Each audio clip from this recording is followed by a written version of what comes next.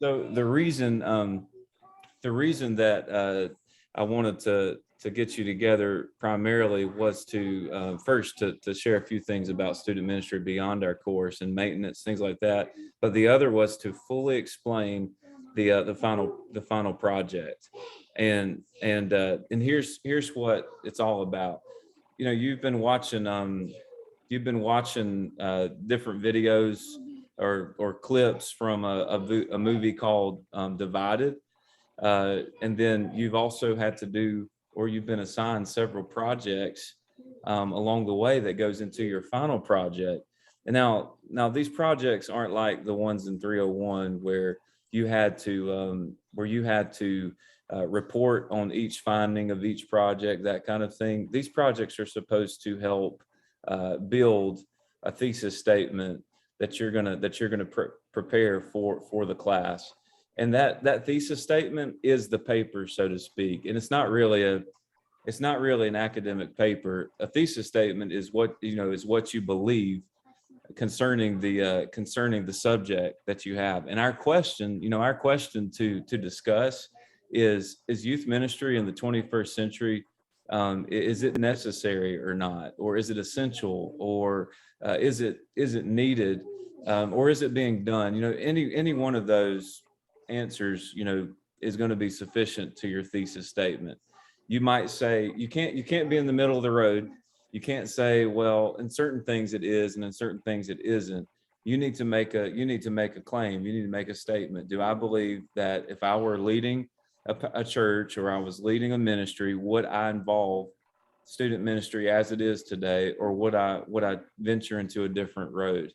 And the other road would be like family family centric ministry, which I think some of our classmates kind of tend to lean towards.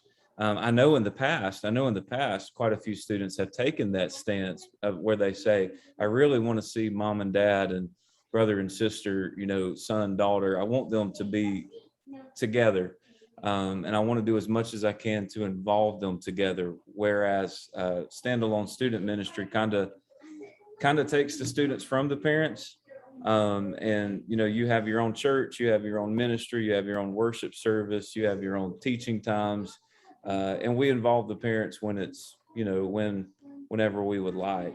Family ministry would say the other way. They would say, we want to be as engaged as we can with our kids while we're in church. And so there's not a wrong answer, guys and girls. There's not a wrong answer. Um, there's only your answer, and but here's why. Because some churches really do well with student ministry solely. I've served alongside of quite a few churches in missions and ministry, you know, doing things in urban context, and I found that student ministry really worked well in the urban context because, well, there wasn't a lot of involvement, or even more so, the bigger issue, there wasn't any belief in Jesus that would help a student ministry, so to speak.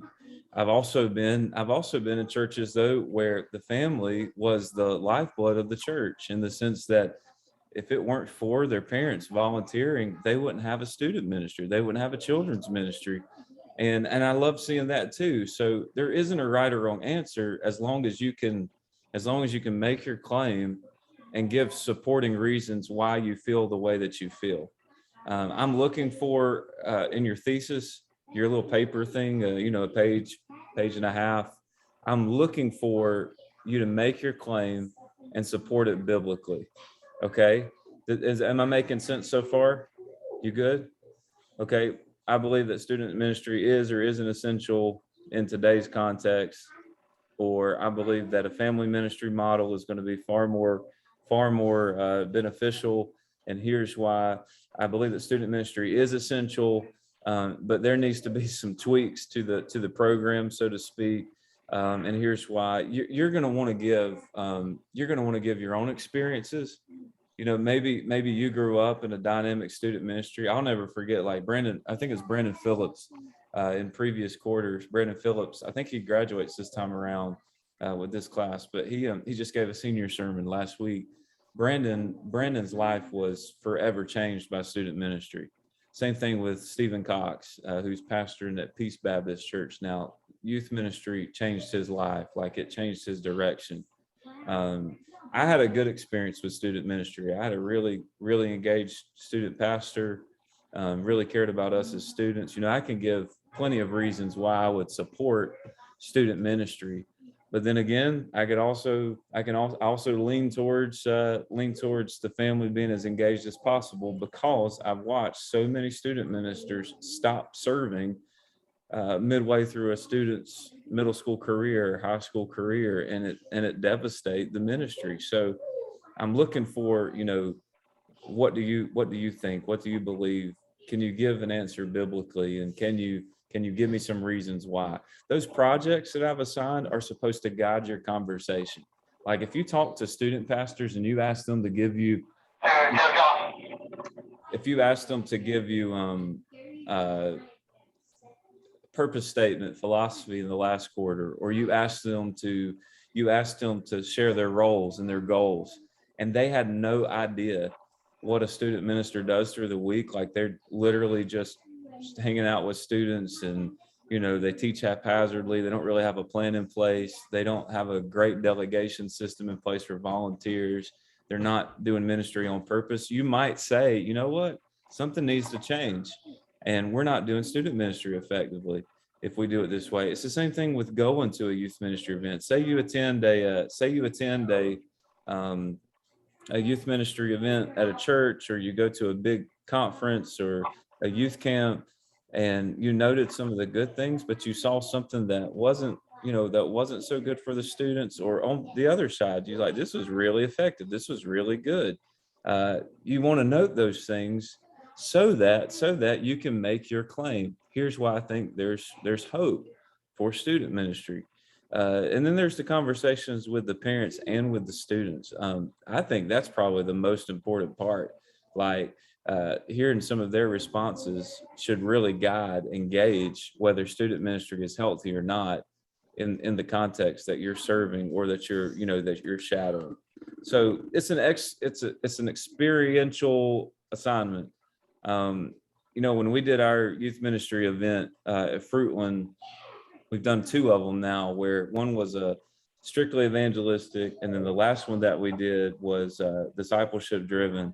I could confidently say after those events that we made a case for the effectiveness of student ministry because of what we saw with youth ministry groups that came, and their youth pastors, and the content that we shared, and the message that we gave, and just the well-rounded events that they were. But then again, I've been to some that are very poorly done, or that aren't thinking about anything but their own ministry, their own platform, and not about the students. So really it's an assignment that just says, I'm thinking about whether or not student ministry is needed today in the way that it's being done. The video that you're watching, and I wish we had more time, when we're on campus, we're able to watch it together.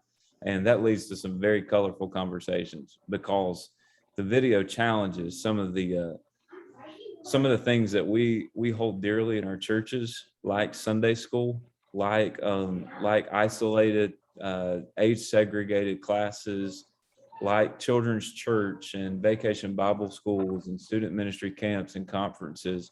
If anything, the video just asks, what are we doing with these events? What are we doing with the age segregated ministries? And are they really as effective in making disciples as we say they are? The lesson that always gets the most comments and I guess the most controversy is the one on Sunday school, because he takes you back to the drawing board on why Sunday school exists in the first place. And the main reason being that it failed in the jails. So the guy took it to the churches, and the churches liked it, and they adopted it. And it makes that parallel to the way that public education has worked too.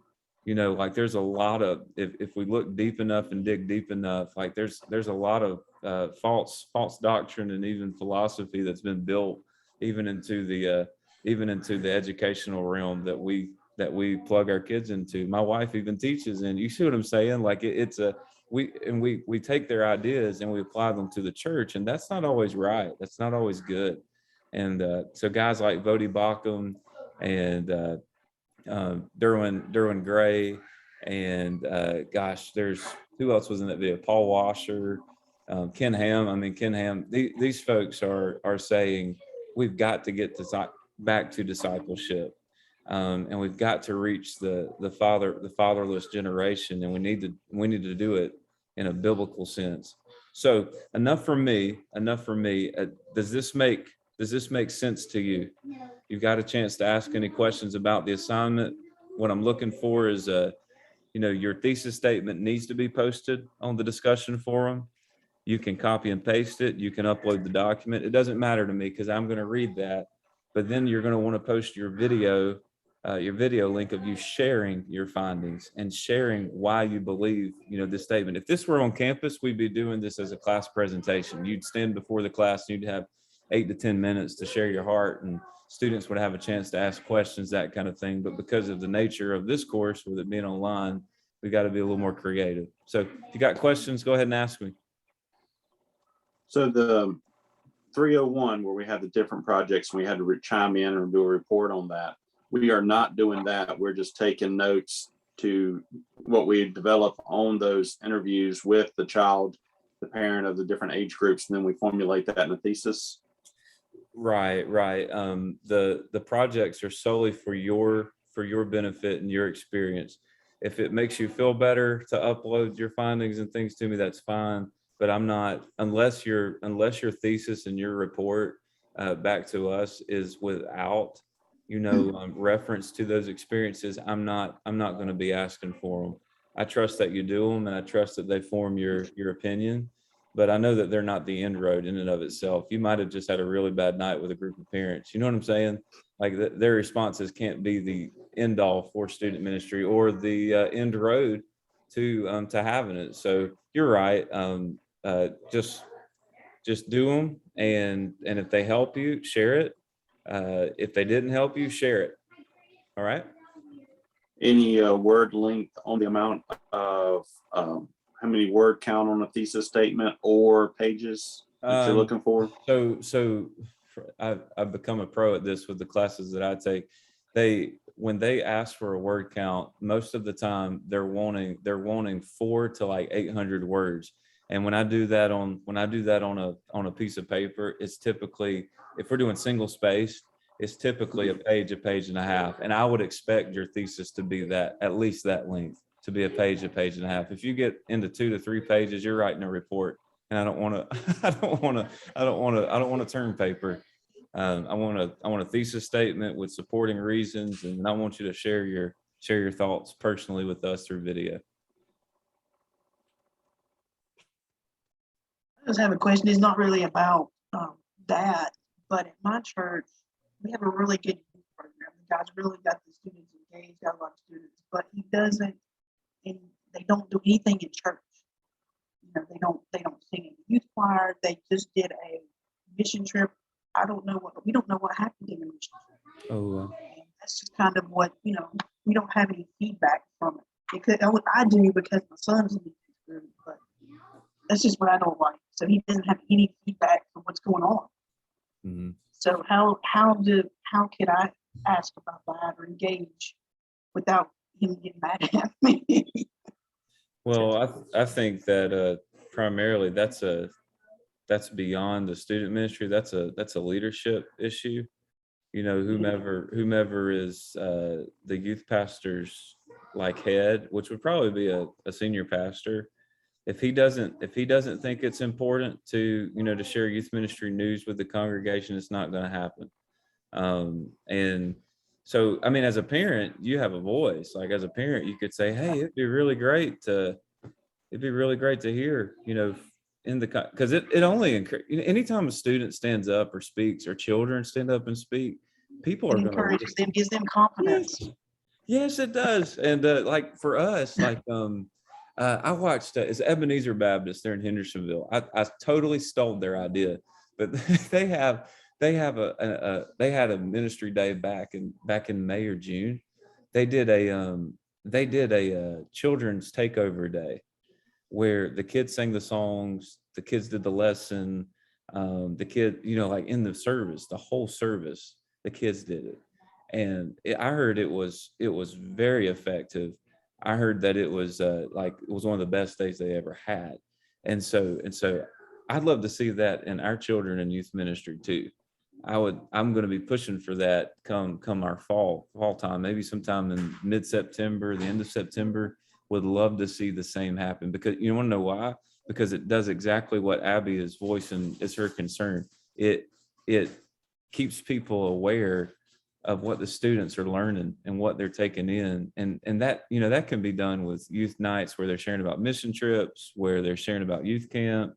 If you did kids camp or VBS, videos are good, but somebody standing up in front of them and saying, this is what I took away from it, that would be helpful. But Abby, you're a parent. You can, I think you could be pretty tough on the youth ministry. Hey, we need to see we need to see it. We need to hear it.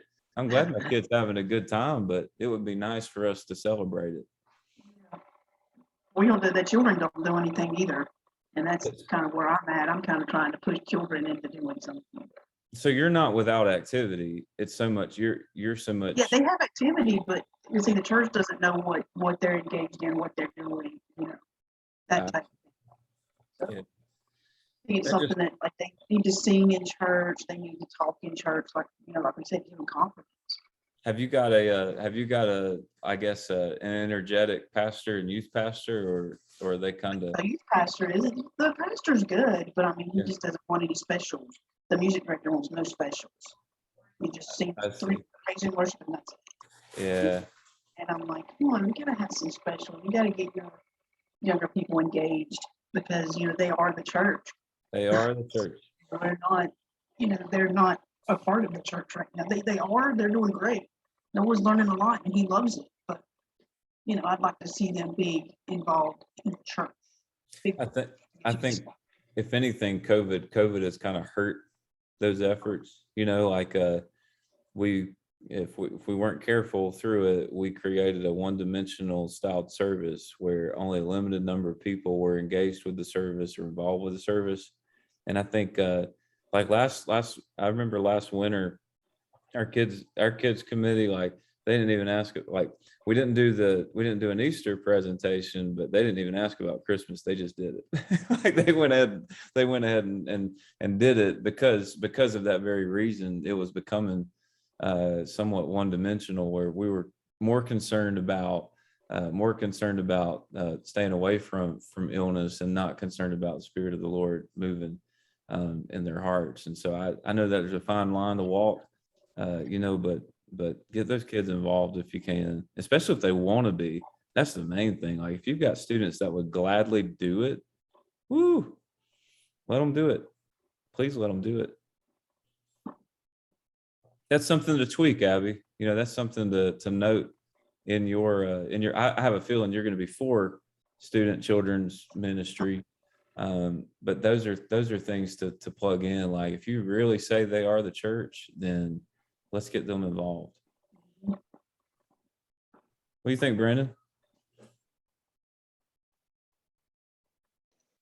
Yeah, I'd agree. I agree. I think I'm more of the family ministry part myself. I know our church has a strong youth ministry. We also have a pretty strong children's ministry, and I'm involved to some extent in both of them. But I think we miss one of my pet peeves is I think we miss the family piece. I don't know if you guys may do Awanas. We do Awanas, VBS, all that stuff. But what I feel like happens is parents come and drop their kid off. Parents go to Walmart for the night or wherever that is. And I think we miss that connection with, hey, let's get the parents involved in what we're doing so that just like you said, so they can see what's going on. It speaks volumes when your kid comes home and, they share a story of Moses in the burning bush or something like that. I mean, it's just, it really gets you looking, hey, man, kid knows a little bit more about this than I do. I need to get my stuff together. So that's one thing I've been pushing at our church. how can we, like we're fixing to do VBS this weekend and trying to figure out a way to, so it's not a, we know it's VBS, we're going to speak to the kids are going to hear the gospel, but what are those parents going to do? Some of those parents are going to use it and I say this in the nicest way, but it's a babysitting time. Yeah. So I reached out to a guy I met at Denton Farm Park a couple weeks ago. They do a pedal pull competition. So he's got a regular yard tractor he redone into a pedal pull for adults. So our VBS is to the weekend. So Friday night we're making an adult event for this thing, so that the adults stay and they hear what's going on in VBS, and then we're going to share a lesson at the end that everybody's out on the yard. And kind of our camping is our theme, so we're gonna talk a little bit about the tent of meat and try to tie it on together. So Sounds good. Sounds good. You mentioned just the disconnect that parents sometimes have with the ministries you're doing for their kids. Like we have 3 days of kids camp next week. Like we do our own kids camp, and it's like if anything, it's like VBS on steroids. Like it's a longer day, 10-hour day, and it's from 8 a.m. to 6 p.m., 3 meals. I mean, it's a full day. It used to be overnight. COVID actually, that was a blessing in disguise. We don't do the overnight version anymore because it's absolutely insane to give parents that many date nights in a row and us suffer while we're there, because we see the same thing. It's the heart of the summer, and so many of these parents aren't, they're just doing it to get rid of their kids, and they take a lot of liberty, in leaving, and that's when. So I kind of get a little aggravated with that, because it's not just meant to be for them. If you'll serve for a day or a day and a half with those camps, you'll be really blessed by it too.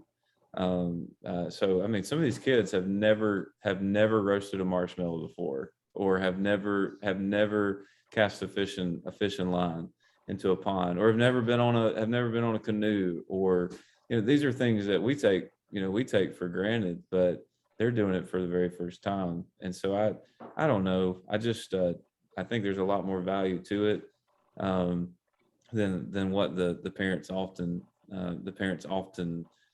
see in it. But when somebody comes to Christ, or we celebrate with believers' baptism at the end of the week, and someone said, I'm following Jesus and I want my family and my friends and the church and the world to know it, that nothing more satisfying than that. So I agree. I tend to agree with you there that kids will blow your minds by what they're taking in. I just wish the parents would keep up with them, would be interested in what they're learning about. Right. My wife is speaking. This is a rare thing. VBS, the last day, did a flip, and it was parent VBS, and the kids and youth take over, and they teach all the kids. I think it's classes, great. the activities and the dances and everything, and but the parents have to attend and the kids have to teach. Did you hear that? Did y'all hear her at all? No. She was saying, like, what if VBS is reverse the role on the last day and invited their parents to be a part, of VBS, because we usually do family nights and stuff like that, but they're saying, like, completely do a flip. Parents are going to their classes and learning the Bible. Parents are taking, are singing the songs, and parents are doing the crafts and the recreation, and the kids are leading the way. My dad, when I was a kid, the church that he was pastoring actually did an adult VBS Saturday. I remember that because it was the same principle was applied, that, and some of the seniors would do it. Some of the adults would come and would let the kids, hang out with them. I think it's I think it's great. I think it's a good idea. I just hope somebody would want to do it. Who can say no? I gotta go back to work, so I'm gonna say it bye. Bye, Abby. I gotta go back to work, guys, but it was kind of fun. Thanks. All right. Bye-bye. Bye, Abby. So, anywho, that's a really good idea. So I wanted to, I've got about 15 minutes with you, and then I'm going to let you go because I know you've got things to do as well. But I wanted to share a couple of things, just some ministry principles when it comes to valuing others' time with meetings and budgets and things like that. These are things that I don't have the time in our course to share with you. There was a time where we used to use a textbook called Youth Ministry Management Tools. I want to say it's still out there. I think it's Cindy Olson that was, or Jenny Olson. I'm sorry, Jenny Olson that was the writer of the text. It's still a very valuable resource because it has all of the forms that we've been talking about, from waiver forms and volunteer forms, student ministry info forms, office organization. All of that is in a book like that. But something that I guess that we have not and will not talk about in class is primarily about youth ministry budgets. And so I know that you're grown men, and you've got you've got families and jobs, and you've got an income, coming in your way. But have you ever been an overseer of a ministry budget? Y'all share. Have you or have you not?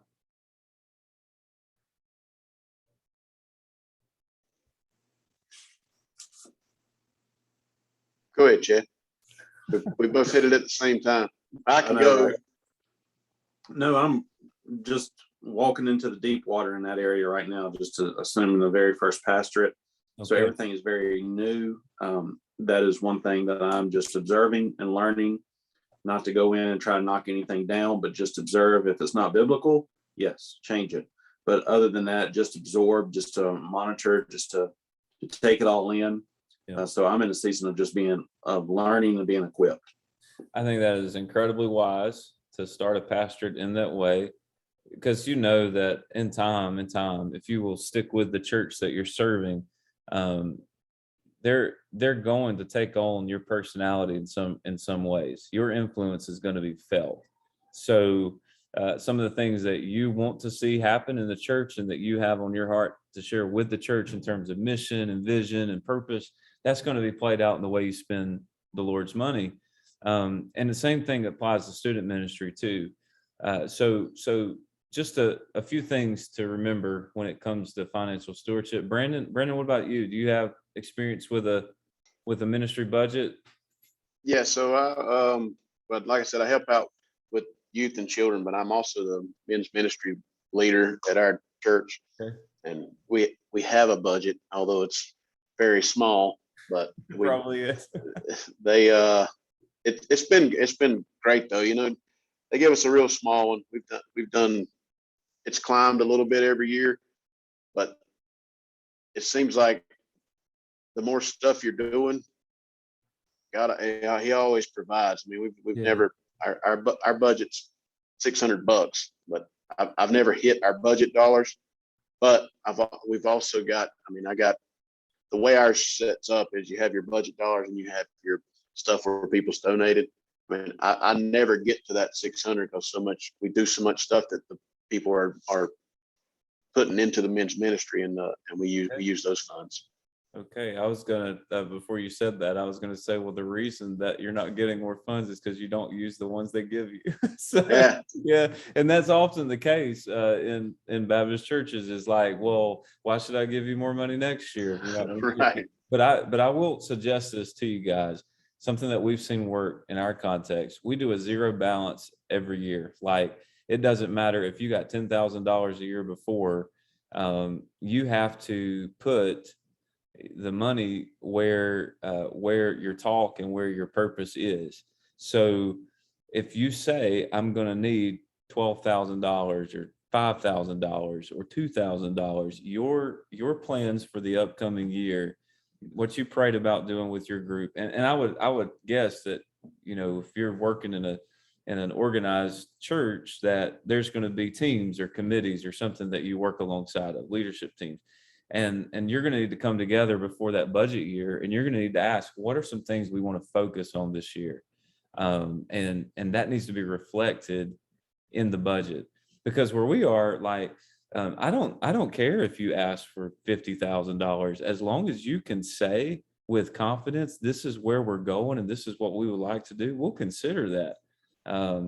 Like it's a, to me, it is a stewardship thing. You can't do everything that everybody wants to do. I mean, I know that it's not an unlimited supply, but at the same time, I love to see people have a purpose, in their ministry, and not just fly by the seat of their pants and say, well, we might do this, we might do that. I want to know that you want to do these things and that you are. So zero balance means, Brandon, at the beginning of your year, if you want to take your guys to a men's ministry conference, why not let the church, have a part in sending men to the conference? Fishing trips, things like that. We got a group of guys, I think there's 18 guys going to fish the Santee Cooper in September. And our leader for this trip has said it's going to be roughly $100 a person, which nobody's going to have a problem doing that. But wouldn't it be good to have money set aside to be a scholarship, to a third of those men, just so that they could say that money is not the reason I'm not going, like that. That's what I'm saying. Like, if you can put that out there before them, just ask and see what happens. Chad, you're going to be overseeing, in a lot of ways, as the pastor, you are overseeing the entire budget for the church. Now, I know that you probably have a finance team and deacons and things like that that are gonna kind of have a heavier influence on decisions. You shouldn't be making those decisions by yourself anyways. But as I've said, as a senior pastor, your opinion should count.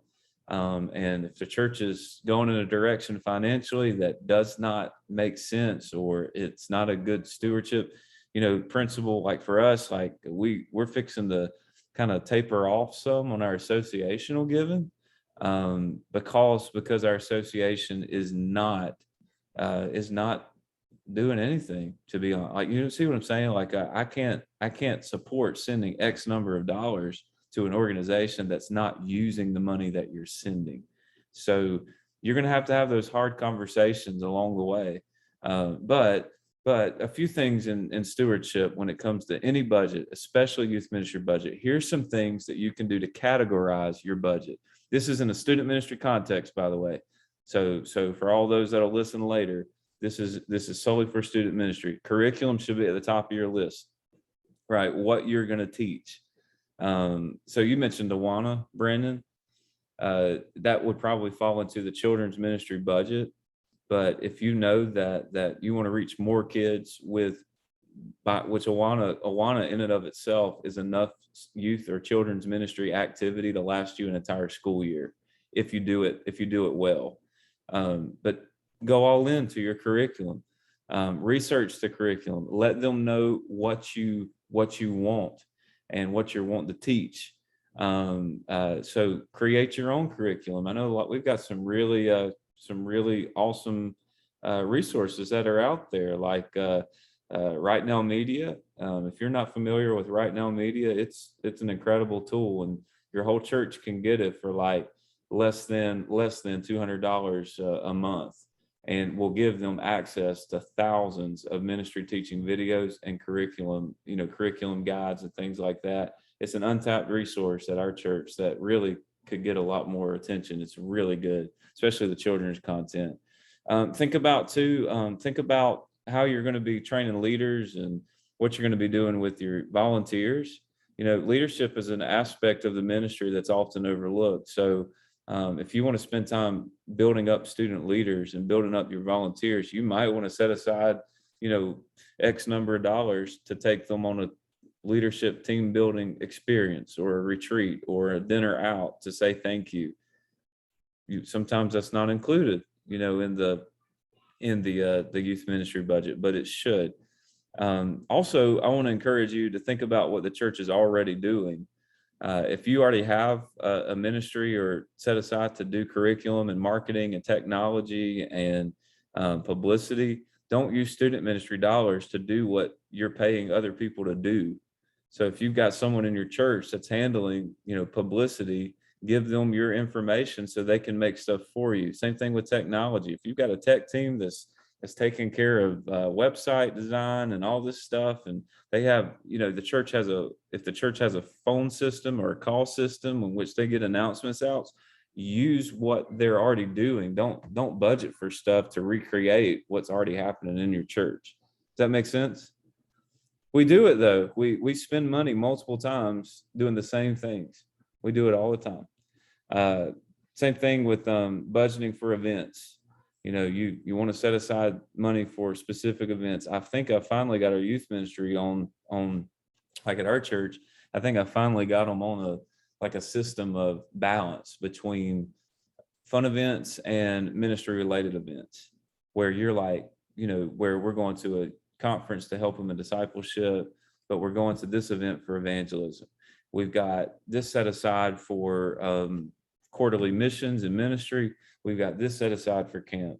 I encourage you to have a well-rounded youth ministry budget, and don't do anything without covering it in prayer, great planning, okay, confident planning, because as you plan for your budget, you're planning out your year. You could already get some dates and things assigned to some things you already want to do, so that would build interest in what's coming on. And then don't plan your budget without reviewing last year's budget. Take a look at what you didn't do last year. What did you spend on your money what did you spend with your money last year, and what did you not do last year? I just encourage everybody to review what's happened in the past as a gauge for where you're headed in the future. You guys have any questions about budgets, youth ministry budgets?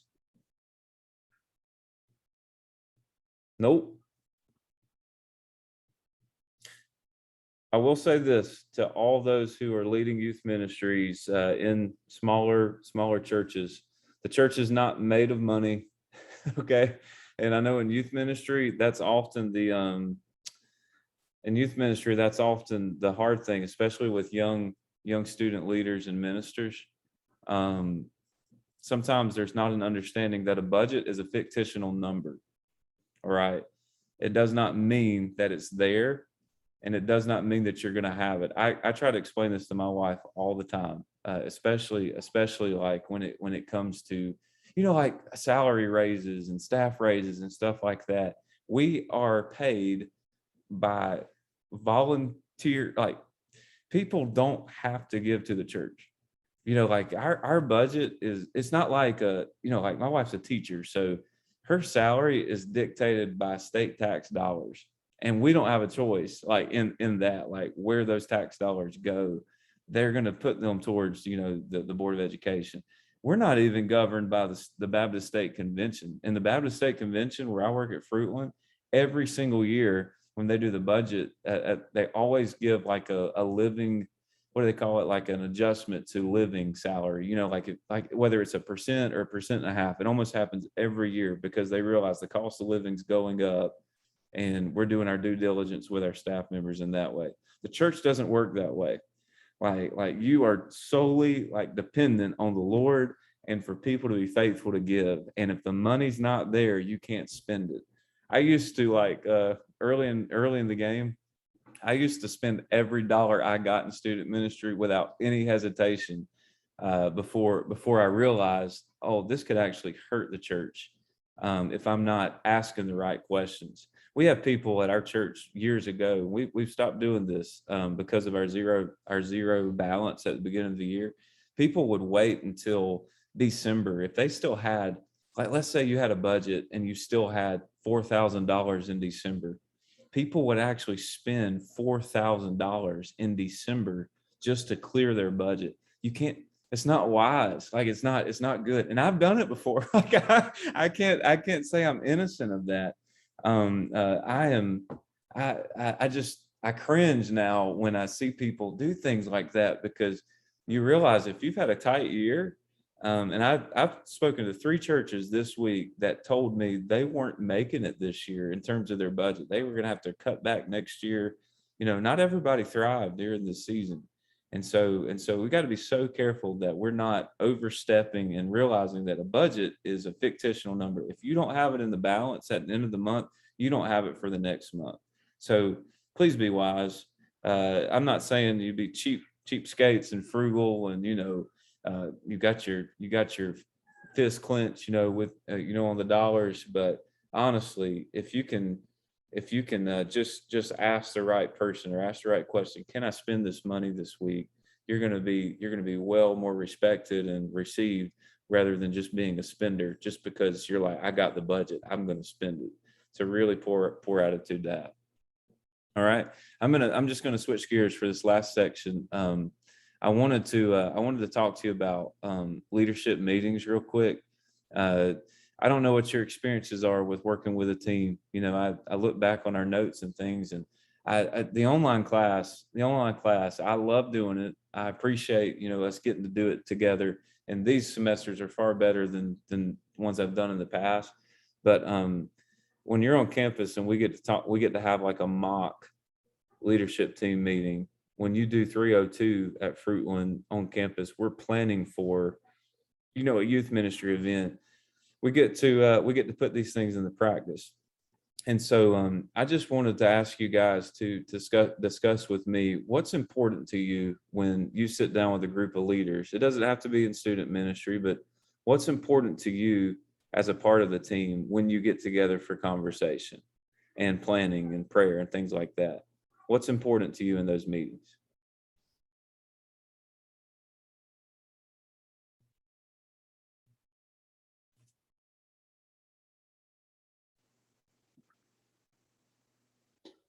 For me, I would say, first and foremost, to open the meeting in prayer. That's Captain Obvious, just to where we all come together. But most of all, when we adjourn with our meeting, that all hearts are free. That we don't walk away with anything that, that may just be sitting uneasy on somebody's heart or, on their chest. But just to listen, open, and that way communication is key. If I listen to Brother Sam, Sam's going to listen to me. And that way we discuss it. If we do not have peace about it, then we, if you have doubt, then don't. It's one of those things to communicate, and, have a good spirit about the meeting. Thanks, Chad.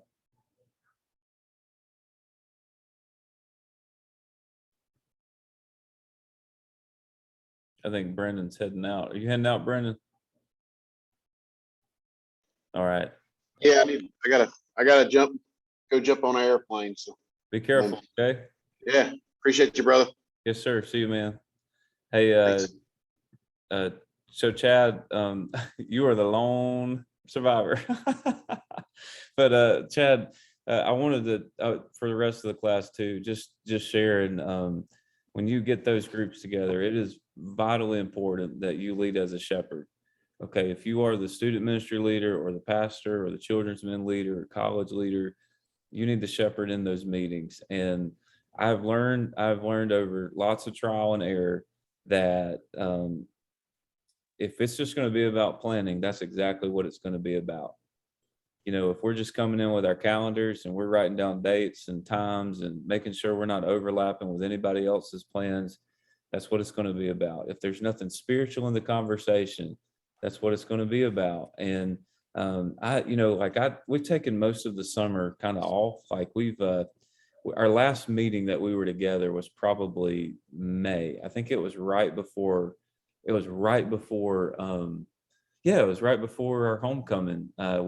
We knew that June and July were going to be crazy, but I have some things to share come August that are going to be very difficult with our team. Some things I'm concerned about, and I'm going to start, that meeting with prayer. I'm going to start with the Word of God, and then we're going to have a heart-to-heart conversation about how you can't expect the church to follow, Jesus if you yourself aren't following Jesus with the church.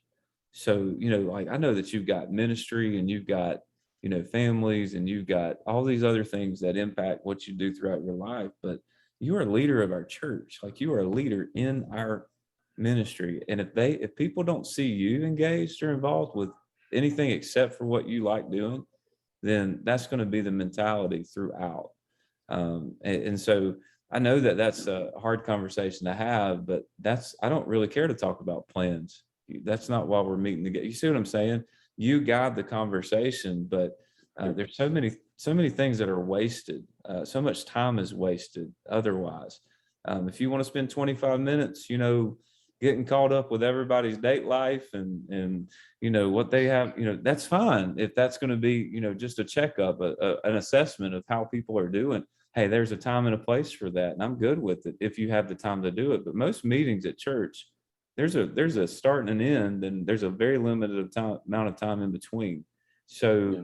you set the tone for what the meeting is going to be about. Same thing with your planning. If you can get the word out that you're having the meeting on whatever date, and you share with them, look, it would be really great if everybody could submit their plans ahead of time. You don't have to waste the time in the meeting talking about them. They could already be on the calendar. They could already have the details for the plans. All that stuff could be there. So I just wanted to take a moment and talk about those leadership meetings and give you an idea of how we've done it in the past and how it seems to work. There's always going to be that devotional thought and prayer that oftentimes leads into further discussion if you allow it. And for me, I want that to be the bulk of our time together. How God is at work. Absolutely. Yeah, because you can ask the question, how can what we've talked about today translate into our ministries? We're going through a book. We have been for the last 2 years. We've been going through a book by J.D. Greer called Gaining by Losing. And it's about preparing your church to send out the best people into the mission field. Because at the end of the day, if the Lord would allow it, I would love to see our church plant another church from our church. And Pretty cool. yeah, but we're not there yet, based on the way our leadership is so me-centered. So it's going to take a little longer, than I initially wanted to see that come to fruition. But if there's no vision, people perish. So you have to have a goal in what you're teaching. And then, of course, there's prayer, concentrated prayer. And I love asking our team leaders the question, how can we pray for your specific ministry? And sometimes some hard stuff is shared, like, I really need more engagement and involvement. I really feel like I'm alone right now, or I really don't know where to turn. My family time, like somebody might say something about, I'm not sure that I can keep doing this, and that gives you a chance to minister to each other and pray for each other. And then if you've got the time, talk about upcoming plans. You're in a Baptist church, a smaller Baptist church, right, Chad? So probably committee led and driven in a lot of ways. There's a lot of different groups that work together to make up the plans of the church. Truthfully, you don't need the leadership team to dictate or to plan the plans of those that have the plans to bring before the group. Like, Right. if it's a children's ministry event, then we're trusting children's ministry team to do it. We don't have to tell them what to do. We don't have to, Right. we give suggestions if they ask for them. But honestly, that's why we have a kids committee. Same thing with the youth group. You bring your youth team together, you're always evaluating. You're asking, what's working really well, what's not working well, what are we looking to do, and how are we going to lay that out and plan that out. If you're bringing that before the rest of the church or the rest of the church leadership, then you're going to get a lot of opinions. I think it's best that student ministry would come together and would plan out their event and just share, hey, this is the date and the time and just the purpose statement or the detail of the event, and let it go. Right. So those are just some tips, when it comes to team planning and leadership planning. Always asking, are we fulfilling our purpose? Reminding your team of why you exist, asking that, like, what are we looking to do here? What are we looking to accomplish here? And are we doing that? Gauging your success, not necessarily by number, but gauging your success in terms of, do we have students engaged and involved with the ministry that we're promoting here at our church? Just some thoughts, and I appreciate your Absolutely. time. And I do Well, I think appreciate so many times, especially in meetings, people just meet to meet, sit around and jaw jack, and there's other things that you can come and be prepared and to have an agenda, to have a vision, to have, hey, this is what we need to discuss about. Number one, this is what we need to do is pray about this, open the word of God, discuss the word of God, but everything else just sitting around just to meet. No, let's have a game plan. Let's go forth and like you said, what are we doing here? You know, what is the reason for your ministry? What is your objective? Just to fill the calendar full of events or to reach souls for Christ? Yeah, yeah, and you are dead on. That's exactly why we come together. We have to ask: Are we just gonna meet the meat, or are we gonna actually put some meat on the meeting? And Absolutely. yeah, that's a very helpful suggestion. So this is mainly for everybody else, but we're gonna try one more Zoom week 8 as a follow-up for the course. I realize I never know the right time. You know, I get people work and things like that and have jobs. I wonder sometimes if the evening, if a later evening conference would be more doable. I'm trying to avoid using nights. That's all. Like, you know, I kind of like the middle of the day, but I get it. People can't always meet in the middle of the day. So I may suggest like a 6:30 or 7 o'clock just to get more people on if they can. But our last meeting together are going to be some like some final words, so to speak. I'm going to use a resource called Youth Ministry That Lasts a Lifetime, where the author gives 10 things that he would forever instill in the upcoming youth ministry generation. Same thing with I've got an article by Non Marks that I want to share. That's 6 principles for student ministry, and it's very broad. It's very broad, but an incredibly in depth. You know, just good tips for successful ministry. I just some parting words to our class before you venture off into graduation or life without youth ministry at Fruitland. So those are. That's really the week 8 group together, but I thank you, Chad, for sticking with me, and I appreciate Brandon and I appreciate Abby for taking the time to come on today too. You take care. All right. God bless. All right. See you, man.